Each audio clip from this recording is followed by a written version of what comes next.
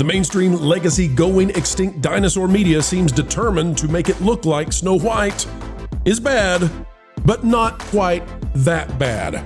It's just so sad that we have the actual numbers and we're ready to give them to you. What if we told you that Snow White is on a path to lose not $100 million, not $200 million, but so much that it will compete for the title of biggest flop of all time?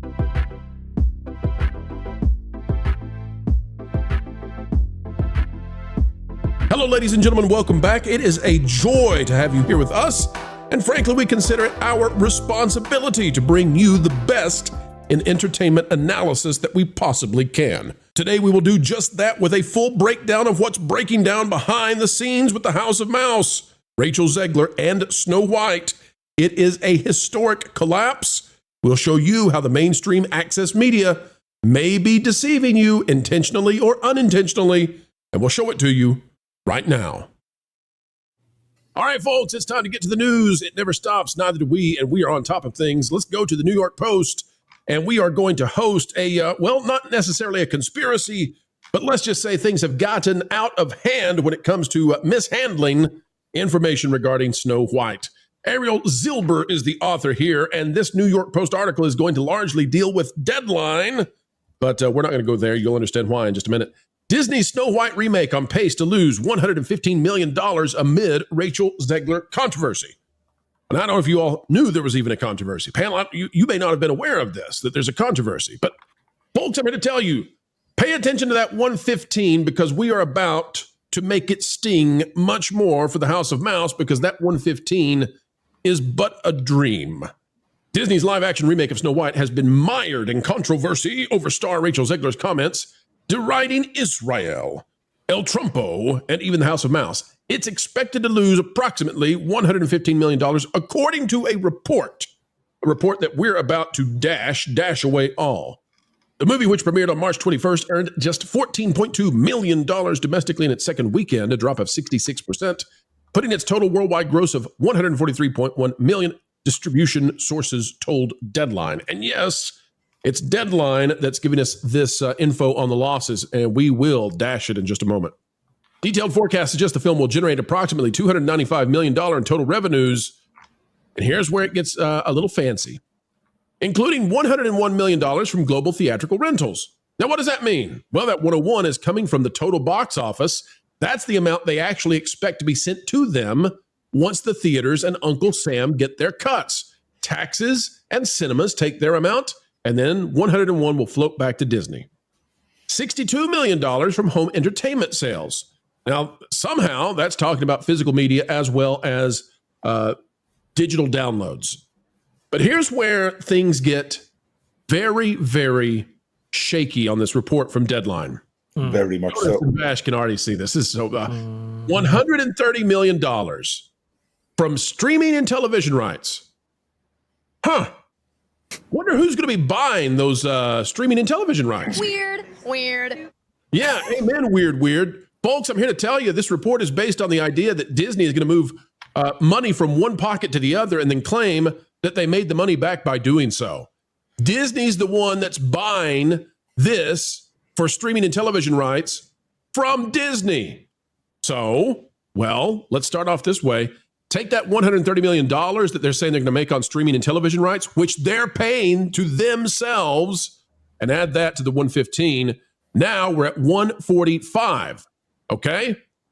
No. I'm sorry. We're at 245. 245. I'm pulling a Vash here. No, Vash is better than me at math. I take back anything I say about Bob Iger ever running for political office. He's definitely a politician with these kind of numbers. I'm telling you. Hold on, it gets worse. $245 million. But Jonas, what do we know about the expenses on this movie? What has not yet been counted, according to Caroline Reed in Valiant Renegade? At least a year's worth of reshoots, and they were reshooting this thing as of, I want to say, November of last year. So we won't know for another year and a half just how much this movie cost.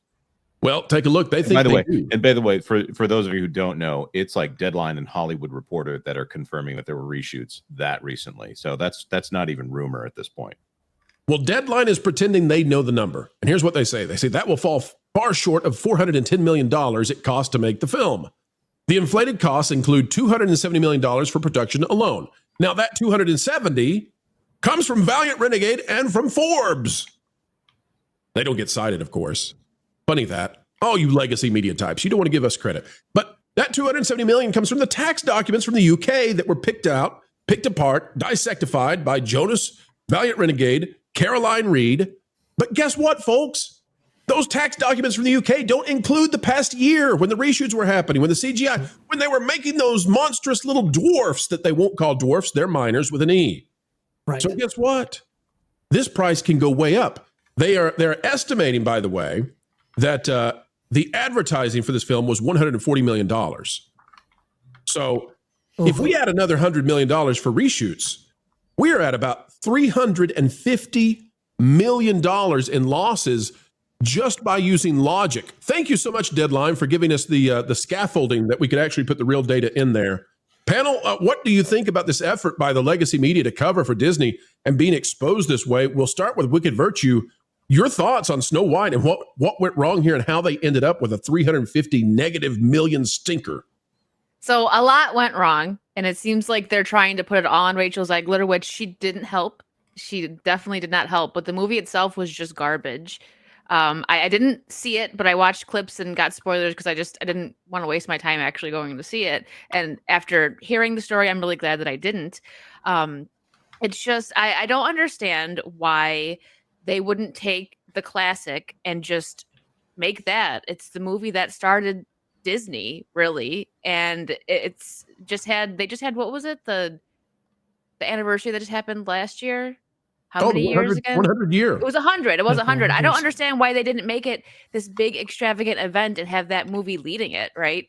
Even the red carpet, you guys seen the red carpet that they had for this? It looked like a Comic-Con. They had it in like a tent. It was a fake carpet. They hired everybody that was there. It was a completely fake red carpet because they were terrified that Zegler would say something that would cause the box office to drop even lower. So even down to the photographers, everybody was selected by Disney that was in attendance there. It was crazy.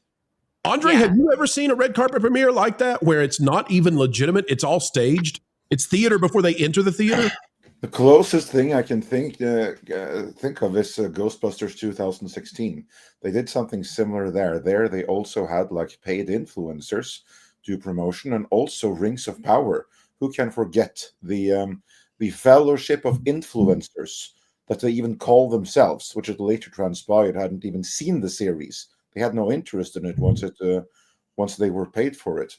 And also, I just want to add one thing to your analysis from that report there. You actually forgot one thing, like overall fantastic breakdown, but you forgot one little thing. I don't blame you because that wasn't in that particular write-up.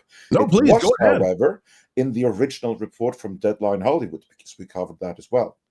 The basis, there were a couple of bases for the $115 million loss that they calculated, and the big one is of course the $130 million, which is basically just shifting money from one Disney account to another, and now we suddenly earned $130 million, even though that's a loss. But the foundation here behind it all was that they assumed that the movie was going to earn $225 million at the global box office. That was the starting analysis. This movie caps out at $225 million. Now, as you can see right there, currently it sits at $145 million.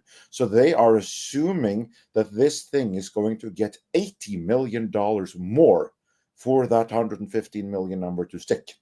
And that is even if we were to grant the $130 million shifting account, which of course we're not.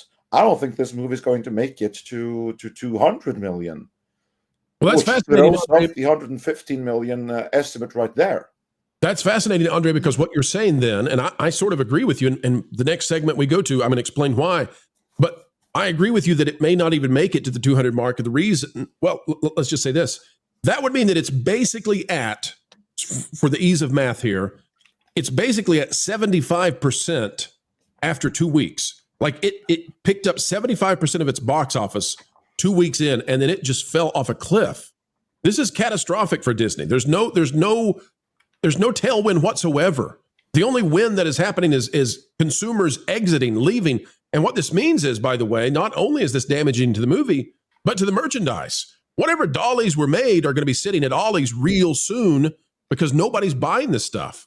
Well, that's reflected, though, bro, in the actual Deadline article itself. They only say that they're going to be able to attribute, what, $2 million in merchandise from this film. This is one of the biggest films of all time for the history of... That seems very low, but it also seems high for this movie. Like, it's low when you think of, like, the, you know, how much they sell merch and dolls to little girls, but the fact that they probably won't even make that is... This is an example of why you don't bend the knee. Disney they can't, and they're, you know, and now they got lawsuits and everything. They need to... just stop. I don't think they will, but the mess that this movie was, I still can't comprehend just how bad it is. I knew it was going to be bad, but they really were like, you know what? I'm going to make it real bad. It's kind of surprising how bad it actually ended up being. I can't buy that. Number one more time, though. Say the number one more time. The merchandise sales, Vash. $2 million from merchandise. That's a direct quote from the Deadline article when they were going over that $295 million revenue figure. Unbelievably bad. Let me get Andre and then Culture. Yeah.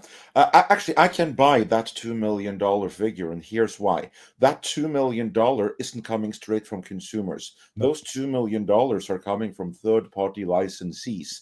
You know, the companies that make all the T-shirts, that make the toys, that make bed sheets. It's their money. They are the ones who are paying $2 million to Disney. And I will buy that $2 million because normally it would be 10 times as much. Right, because they were a consumer products juggernaut. It's ridiculous. And the people who paid that $2 million to Disney, they're not getting that money back again. Because the loss that will come from loss of what little merch there is sitting on shelves, that's the licensee's loss, not Disney's loss. I understand. They actually do get that $2 million. No, and you're 100% right, Andre. And this is the problem with Disney merchandise these days. And Wicked Virtue, you're right in your analysis. It is surprising, but Disney, the reason it always appears like Disney's unprepared for success is because they are. If you don't have to go back that far, just look at what Frozen did and how long it took them to get Frozen toys put together. And, you know, the only successful thing that they had as a television product for Star Wars was Grogu. And they weren't prepared for Grogu to be popular. You understand there was a lot of let's make up history moments for Disney saying, oh, well, we knew Grogu was going to be popular, so we couldn't have let any of this leak out. And I'm like going, that was all baloney sausage. All of this stuff when it comes to Disney is that way. So look, they can attribute that $2 million to the the initial purchase of the rights to produce these items. But Ollie's is basically a dumping site for anything that's Disney recently. Well, what was the last good thing coming out of Disney? Did you get overwhelmed with Inside Out 2 toys? I don't think so. How much did they really market Deadpool and Wolverine? Well, it was pretty much a Ryan Reynolds operation, and they weren't probably anticipating the revenue that was going to come from that. But Disney is universally unprepared because they never cater to their audience, or at least they don't anymore, right? And that's your whole point, Wicked Virtue, by not bending the knee. Disney bends the knee, and they sacrifice all those other avenues of revenue. And that's why Disney's a complete poop show right now. I want to talk about that revenue for just real fast right here. So if we're looking at these numbers provided by Deadline right here, yes, $270 million, it's way low. But if we add in their residuals, we add in their global P&A, and we also take into account the reshoots and the UK filings, which, they shoot in the UK in order to get tax incentives back, you're looking at roughly $400 or so $1 million for total production costs, $440 million for the entire investment by Disney right there. That means that this film would have had to achieve something just south of $1 billion just to get all of its money back, because they only get so much back from the theaters in that way. Even taking that $295 million revenue figure, that's roughly $145 million that they will be losing on this picture, much more than the 115, but that's assuming that 130 remains. If we take that 130 out, you're talking easily $300 million in losses right there. And here's the thing. I think Universal just revealed that they, Jonas, I believe you had this statistic right here. They made about $100 million on premium SVOD alone from Wicked. This film is not going to get 130 if Wicked only got 100. There's no fan base for this film. And if anybody's going to pay any money to see anything Snow White, they're going to pay for the original. Well, Jonas, I'm going to disagree with you strongly. There's a fan base, and it's here on Deadline. I want to get Culture and Tom on this because something funny is happening over here. I want to refresh everybody's memory. Back on March 26th, Deadline ran this one. Snow White and all her controversy to trip Jenna Ortega's unicorn, Jason Statham's Working Man, and more. I want to show you this. Hold on. Because this started a deluge of articles across the web telling us this exact same thing and citing this article. It's talking about the other movies that were coming out. It says none of them will be able to put Disney's embattled Snow White to sleep. They did. With the live action take on the Disney 1937 tune doing hopefully around $20 million in weekend 2, which would have been a 53% drop. The princess who connects with birds and Bambis will have a hold that's on par to live action reimaginings of old Disney tunes, Maleficent and Cinderella, both of which eased by 48%. This resulted, by the way, in 48 to 72 hours of positive coverage for Snow White from the Access Media as they reported that it was going to have a minor drop. It was going to have a very strong hold. 53% is not bad at all. It's based on bunk. There's no reason you should think it would perform in the same way as Maleficent and Cinderella. Its cinema score was completely different. So now that we're getting this new report from Deadline, which clearly the numbers are skewed, Culture, Tom, why? What's the deal here? Why can't they just put this thing in the grave, put the dirt on top, and move on? Tom?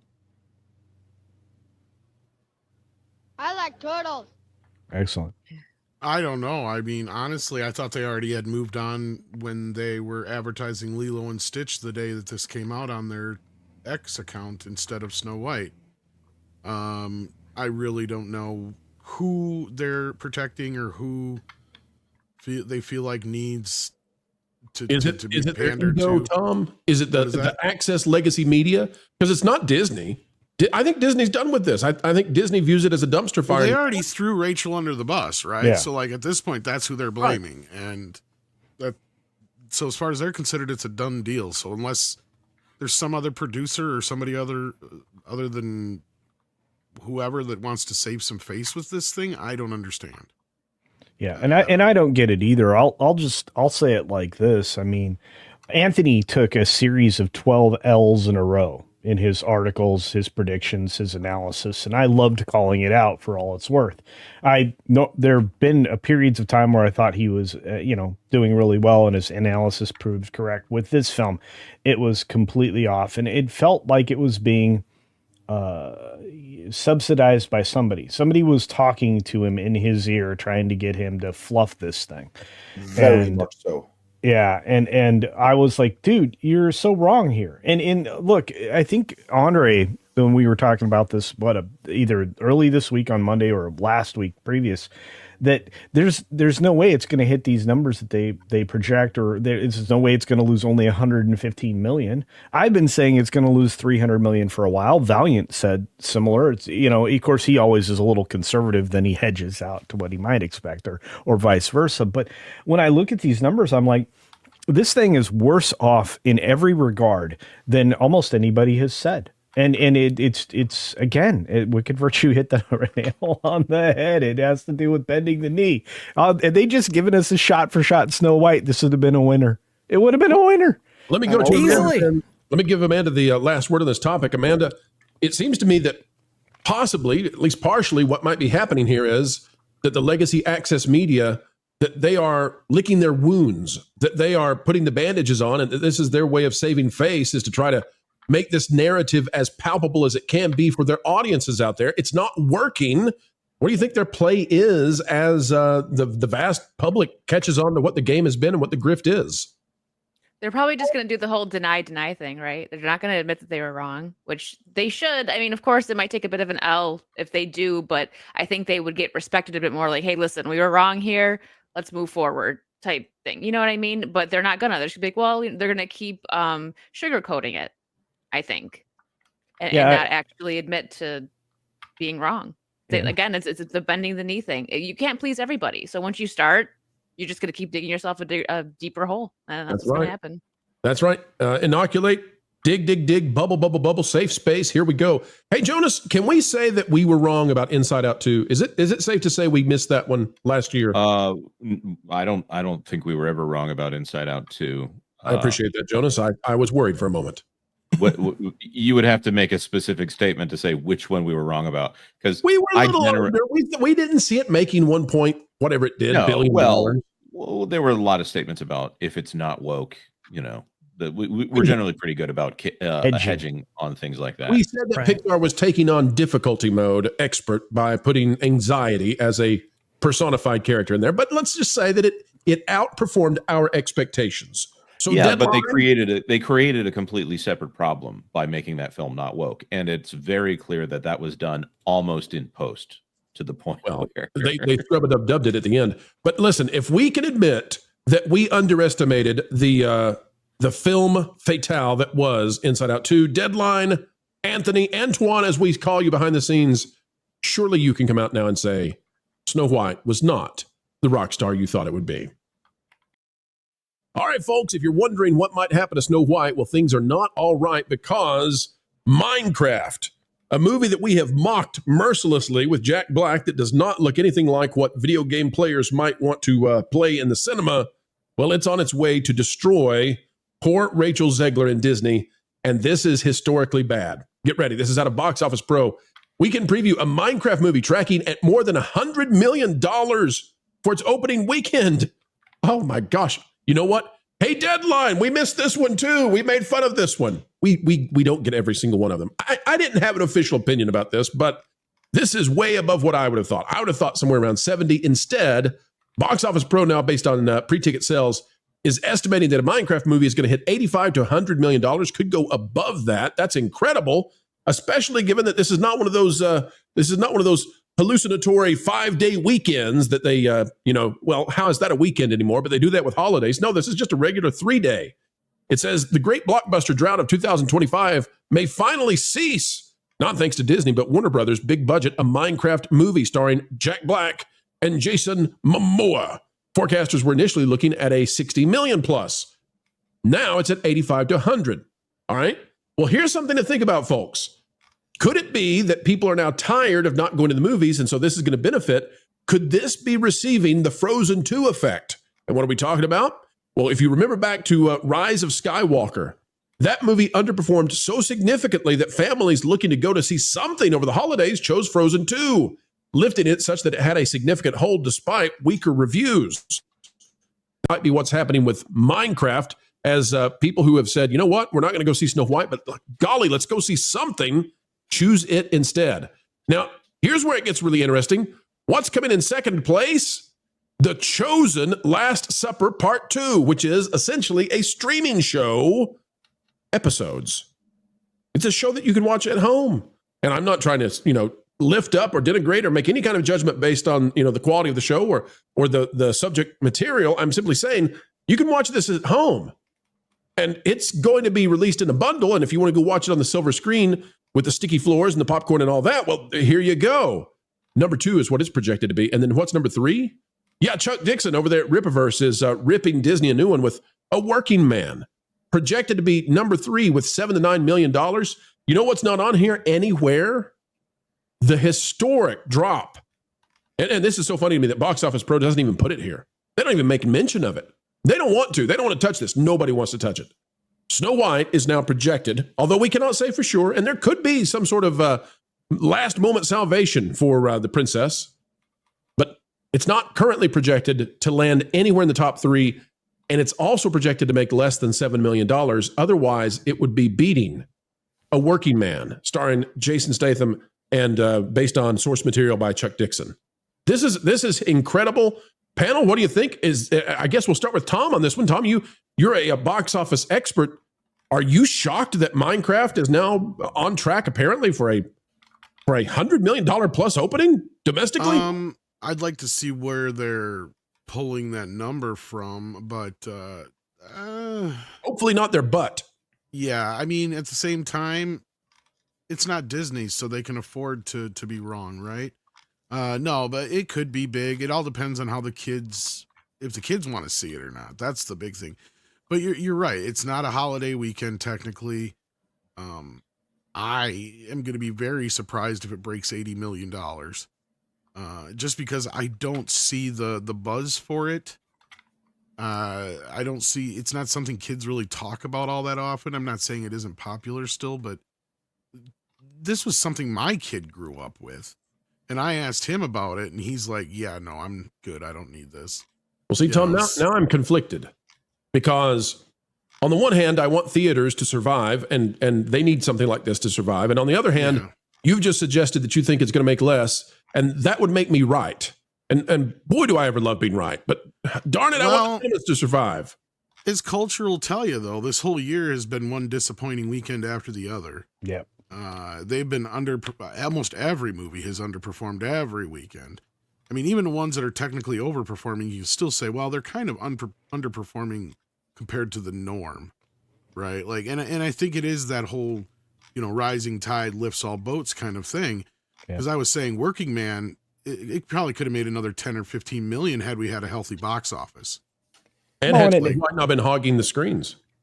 Well, Tom, correct me if I'm wrong, but that didn't even have a lot of promotional money behind it. It only had like 20 million. Not really. I mean, I think they about the same, I think, as Beekeeper, but MGM, Amazon is also getting ready to ramp up more and more theatrical releases. And I wouldn't be surprised if that wasn't one of the things that kind of helped. I think Beekeeper kicked it off. Yeah. I mean, the Bond deal, they're getting to a point where they want to get into this game, and hey, they beat they beat a Disney movie in the process of this all. So and now Snow White might be as low as 4th or 5th. I mean, there's no guarantee that it gets to 4th place. I actually thought Chosen could beat it.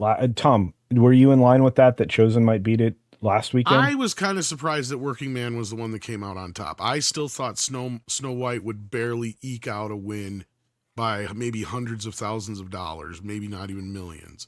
And I thought it was going to be a really tight race, but it was a little bit farther apart than I thought it was going to be. I think that the Prince and Ads people probably just didn't get the purchase order in time for a block of tickets. Possibly. That's funny. But Minecraft could surprise. On the other end, Minecraft could surprise because it is a long known franchise. Kids have known it for a while. Kids still play it. I do see every once in a while, a kid with a Minecraft t-shirt or something like that on. So, I know it's still a thing, but I mean, I don't know. We'll have to wait and see. I'm gonna like rain on everybody's parade. Ready? Hang on. Let me caution our cinema owners out there, our multiplex managers, folks. It's going to be sunny once more someday up ahead. Culture. Now, unleash. I am occasionally wrong, like to an extreme. It does happen about once a year, and it's okay. I don't mind. Minecraft does have an audience built in of gamers. Gamers want adaptations. What are you adapting here? Nothing the gamers are familiar with. You're just like trying to leverage a popular property. And guess what? Game sites are not very high on this particular thing and are doling out some very negative reviews. You have, and not on top of that, you have an industry of critics saying this thing's 54%, at least according to Rotten Tomatoes. And take that with a grain of salt because they're almost never correct. But you have a lot of negative on the side of the equation, and only the traditional shills are out there throwing praise upon this, heaping praise on this. And it is a very, it's a very interesting idea that they can capitalize on an IP, but that doesn't have a built-in story. Minecraft has never been about like a singular focused adventure. It's about your adventure for the most part. So I don't see this thing translating into something that people are going to find viable. And according to many of the video game sites, the visuals are disturbing. They're not great. This is not a world that we were expected to live in through cinema or possibly even a TV show unless it was animated. And I think if this were a truly animated property, that would help, right? One gamer's experience kind of a take, but that's not what this is. This is fake Jumanji to the I was fourth going to say power. they ripped off the wrong property. Instead of ripping off Lego, they ripped off Jumanji. Yeah, culture. Exactly. Right. And Tom, I think you've said that before. I think Lego was the thing they should have gone with if they wanted to try to do Minecraft. And I would have handed it to the Lego people before I would have handed it to anybody else. Well, as I said, Jack Black should be playing a square Steve. He shouldn't be Steve. He can do the voice of Steve, fine. But when kids see that, they're going to be like, that's not Steve. Well, and he also, maybe if Steve were the narrator of an adventure instead of being in an adventure, I mean, this is going to be a problem. Yeah. And I'm just going to say I have lowered expectations. And like Tom, I don't think this makes $80 million. I thought 70. Guys, I just have to jump in here as a father of boys. First of all, Jack Black is in the movie because Jack Black also narrated the book of is it Minecraft the Island. I've heard it so many times. I'm sorry. They're very excited about this movie. They don't care about the quality. I could be wrong. Yeah. And I have to stop them from doing Minecraft stuff. And it's not even their main obsession. It's just one of many obsessions. Like, heaven help us if they actually start making proper Pokemon movies in here. I see this as $100 million movie, especially if kids are taking to the theater. You and me and all of us, this may not be the thing that we want to watch, but from a child interest standpoint, this thing will make its money. And if it doesn't make its money at the box office, it'll go to PVOD. And once it shows up on the little Roku screen or whatever as ads, parents will be tortured into buying this movie on PVOD. Is it a worldwide thing still, though? Because like every time I ask Andre about I'm with Jonas on this one. Okay, all right. I'm with Jonas on this one. Like, to me, this thing, to all of us, this looks absolutely horrible. But for kids of the age where Minecraft is still something that's always kind of like been there, and who aren't old enough to have developed any kind of like critical senses, this thing is going to be popular. They're going to want to see this. Now, is there going to be enough of them that can go on their own without their parents to bring it to 100 million plus? That I don't know. I wouldn't rule it out, though. I would not rule it out that this is going to be big, like $100 million big. That I don't know, but big, oh for sure. And yes, it's a worldwide thing. This is going to be big worldwide. Let me go to Amanda real quick. Amanda, what does it say about our culture right now that Snow White, the original Disney princess, the foundation of the company, largest entertainment company in the world, one would presume, except YouTube's about to beat it. But Snow White, when turned into something woke, when turned into something that's postmodern, perhaps neo-Marxist, it's neo-Marxist light, it's more postmodern.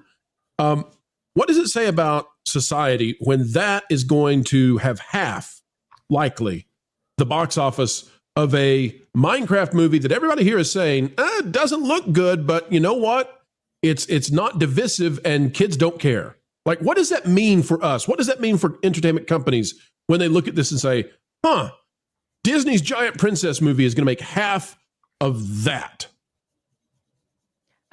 People are just getting tired of the messages getting shoved down your throats. They just want entertainment. We've been saying it for so long, and now the normies are feeling the same way because they're going to the theaters, they're seeing these movies, and they're like, "Oh my gosh, it's the same thing again!" Like they're ruining this.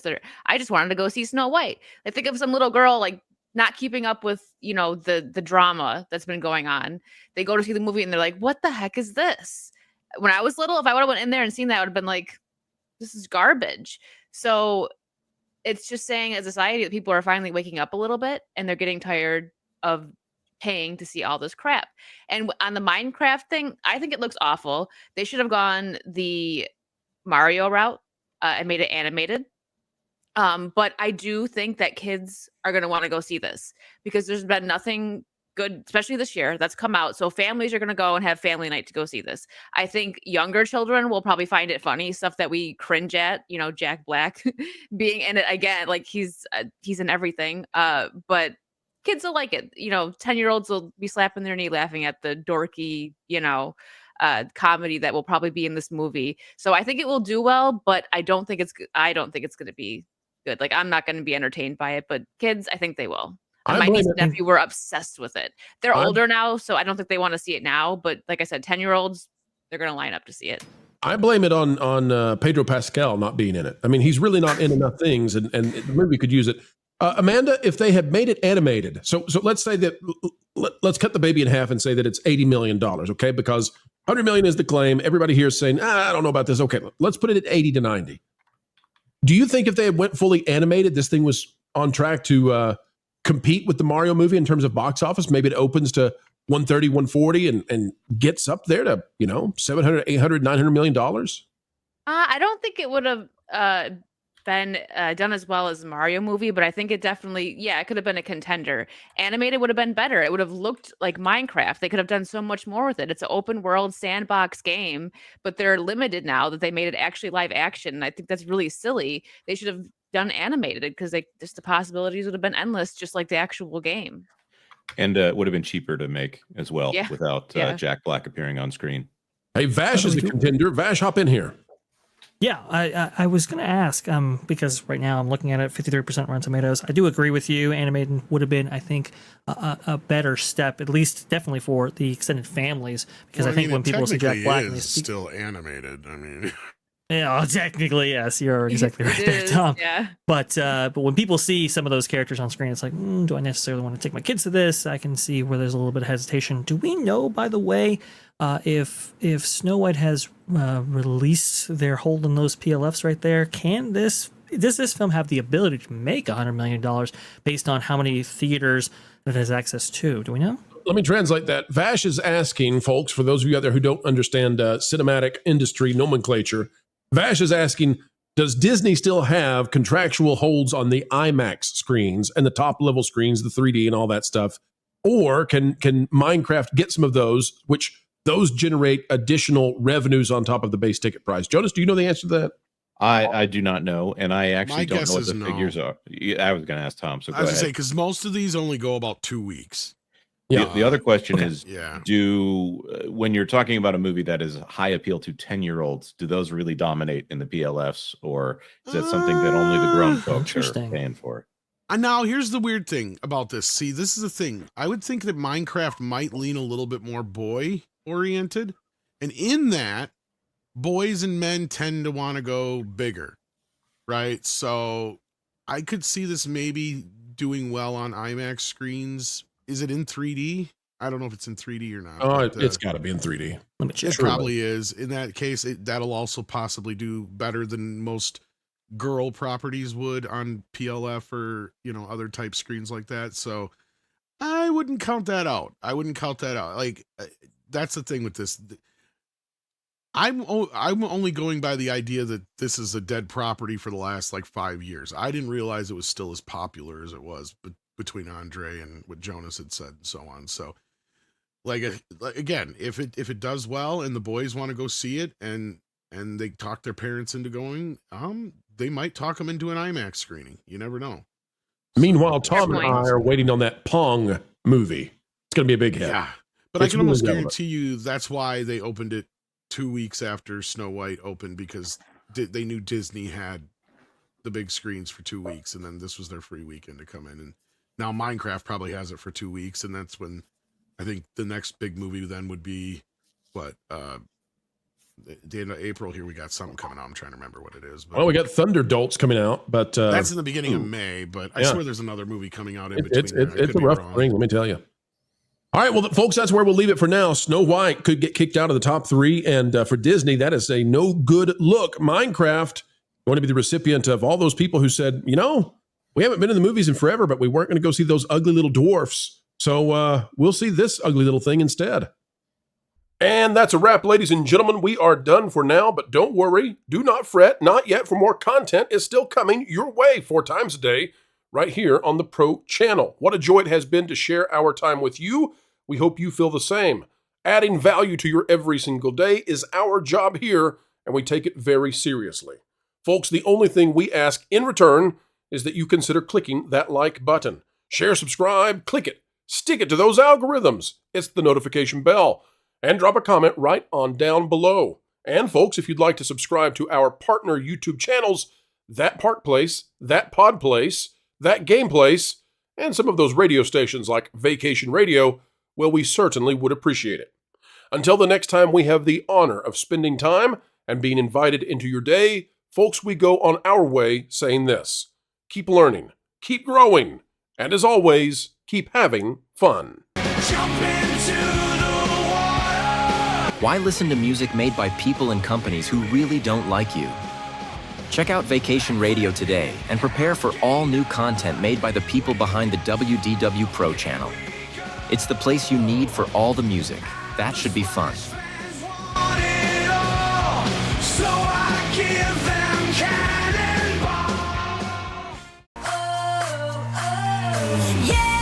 Hundreds of songs, every genre you can imagine.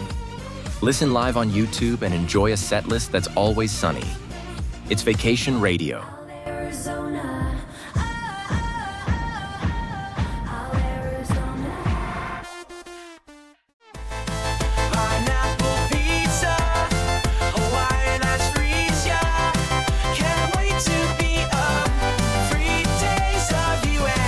What are you waiting for?